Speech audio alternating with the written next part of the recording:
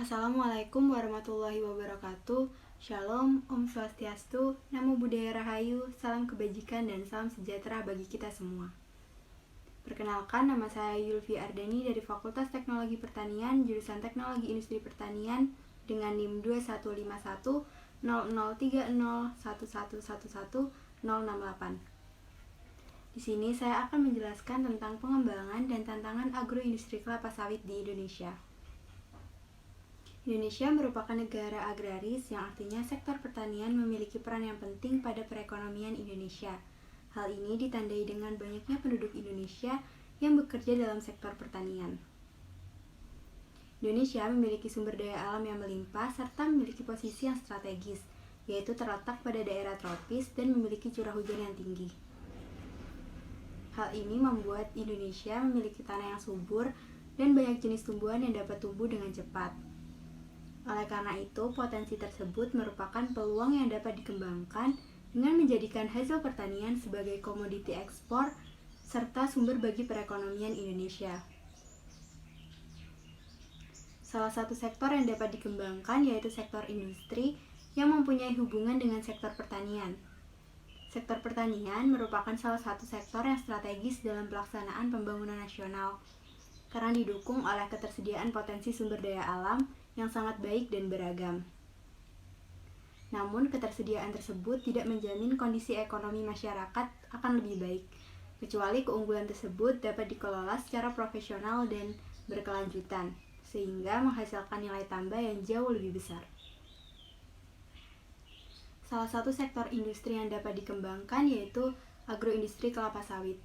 Agroindustri sendiri merupakan rangkaian kegiatan agrobisnis berbasis pertanian yang saling berkaitan dalam suatu sistem produksi, pengolahan, distribusi, pemasaran, dan berbagai kegiatan lainnya. Kegiatan agroindustri dapat menghasilkan produk pangan serta produk non-pangan, dan hampir semua jenis pangan yang dipasarkan dan dikonsumsi berasal dari kegiatan agroindustri. Indonesia merupakan negara penghasil kelapa terbesar kedua di dunia. Kelapa merupakan tanaman yang seluruh bagiannya dapat dimanfaatkan menjadi berbagai produk. Produk-produk tersebut berpeluang untuk dikembangkan dalam berbagai skala industri. Namun demikian, pengembangan agroindustri kelapa dirasa belum optimal hingga saat ini. Sementara itu, seiring dengan semakin berkembangnya pola dan gaya hidup sehat, permintaan terhadap berbagai produk kelapa ini dari dalam maupun luar negeri terus meningkat. Oleh karena itu, peluang agroindustri kelapa sawit di Indonesia sangatlah luas. Kelapa sawit merupakan komoditas strategis nasional. Hal ini karena kelapa sawit mempunyai pemanfaatan yang sangat beragam. Banyak manfaat yang dapat diambil dari kelapa sawit ini.